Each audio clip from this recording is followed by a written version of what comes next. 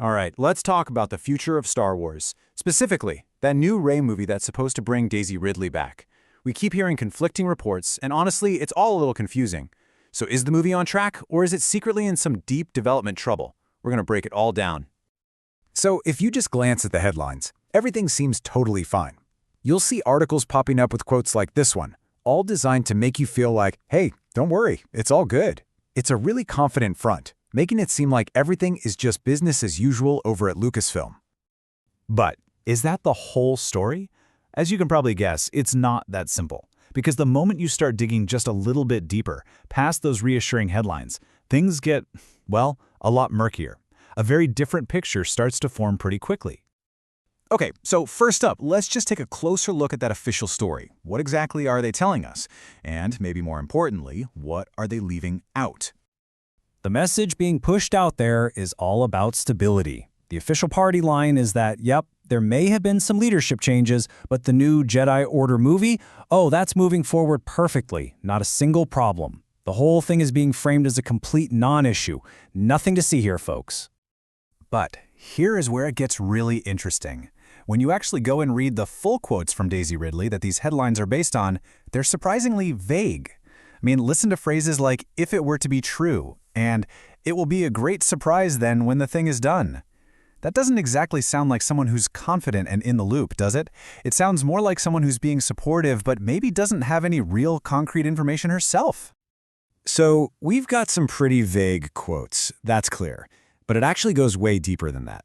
There's some hard data that suggests this project is facing some pretty significant problems behind the scenes. And this right here really gets to the heart of the issue. A typical Star Wars movie under Disney, they usually take about 2 years to develop. But the Rey movie, it's already been in the works for more than 3 years, and there is still no confirmed finished script. By Lucasfilm's own standards, this project is already way, way behind schedule. And looking at the timeline of delays just drives this point home. The movie was announced a couple of years ago. Since then, multiple writers have reportedly been attached to it, and still, no final script. But maybe the most telling detail is that we're told not to expect any real updates on the film until 2027. 2027! That is a really long time to wait for any news. So let's just think about that for a second. If there's no new information for another few years, when could this movie possibly come out? You're pushing a potential release date well into the 2030s. That means more than a decade would have passed between Rey's last appearance in The Rise of Skywalker and her solo film. In franchise filmmaking, that's basically an eternity. So the huge question is, why? Why is this happening? What on earth could cause a major franchise film like this to just stall out? Well, the analysis we're looking at offers a few key theories. It seems to be a perfect storm, really. First, you've got new leadership coming into Lucasfilm, and new bosses often want a clean slate. They don't want to be attached to the old guard's plans. You couple that with a feeling that maybe there isn't a ton of fan excitement for a sequel trilogy follow-up, and you get a project that just loses all its momentum. The thinking is that instead of admitting this, the studio is just letting it fade away quietly. And the argument is that this slow fade is actually part of a bigger pattern. I mean, think about other projects from that previous era of Lucasfilm leadership. Remember the Rian Johnson trilogy that was announced? Huge fanfare, and then nothing. It just vanished without ever being officially canceled. The idea here is that it's easier to just let these things quietly die than to admit that maybe some mistakes were made. So given all these problems, the analysis doesn't just stop at what's wrong.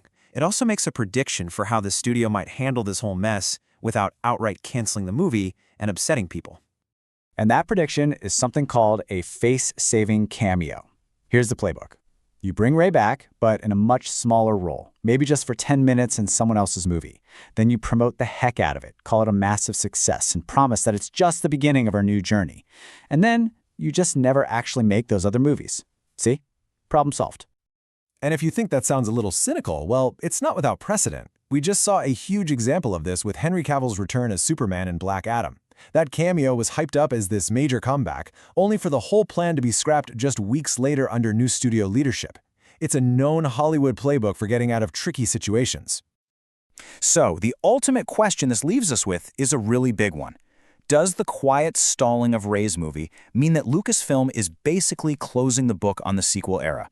It really suggests that instead of getting a grand second act for these characters, we might just be witnessing a slow, silent curtain call.